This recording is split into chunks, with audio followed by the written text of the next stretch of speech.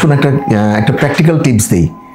আমাদের মলদ্বারের অসুখগুলোর জন্য আসলে অয়েনমেন্ট ইউজ করাটা খুব ফ্রিকোয়েন্টলি দরকার হয়। তো এটার নিয়ম আপনারা অনেকেই জানেন, যারা জানেন না তাদের জন্য বলছি আর কি। তো এই অয়েনমেন্টটা একটা বক্সে থাকে, বক্সের ভিতরে দুইটা জিনিস থাকে, একটা এই টিউবটা আর একটা হচ্ছে একটা অ্যাপ্লিকেটার।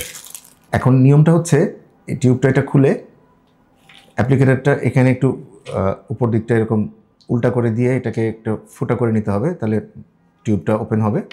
তারপরে এই অ্যাপ্লিকেটারটা এখানে লাগিয়ে দিতে হয়।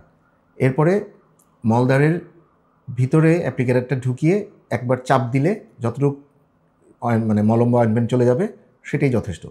তারপর বের করে নিতে হয়। আমাদের ক্ষেত্রে অনেক পেশেন্টরাই যেটা করেন সেটা হচ্ছে যে এই অয়েনমেন্টটা বা মলমটা এটা ওনারা নিয়ে শুধু মলদ্বারের জাস্ট বাইরের মুখটা যে এখানে লাগিয়ে রাখেন। এখানে লাগালে আসলে কাজটা অনেক ক্ষেত্রেই হয় না। সো যেটা নিয়ম সেটা হচ্ছে যে ভিতরে অ্যাপ্লিকেটার দিয়ে দিতে হবে। অনেকক্ষণ সময় অ্যাপ্লিকেটার দিতে অনেকে ব্যথা পান। যদি ব্যথা পান তাহলে এই মলমটা ওয়ান টাইম গ্লাভস পাওয়া যায়, সেই গ্লাভসগুলো পরে মলম আঙ্গুলে নিয়ে আঙ্গুলের এতটুকু পরিমাণ ভিতরে দিতে হবে মলদ্বারের, দিয়ে মলমটা দিতে হবে। প্লাস কেউ যদি মুখেও এখানেও কোনো ব্যথা থাকে সেখানেও দিতে চান সেটাও দিতে পারেন, কোনো অসুবিধা নেই, কিন্তু মেইন কাজটা হবে ভিতরে দিলে।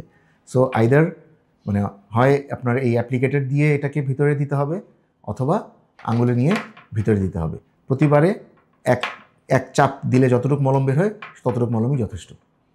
তো এই জিনিসটা ভুল করবেন না, কারণ অনেক সময় দেখা যায় যে আসলে ভিতরে না দেওয়ার কারণে আমাদের যে মানে ডিজায়ার্ড যে এফেক্টটা আমরা চাই সেটা আসলে পাওয়া যায় না। ধন্যবাদ।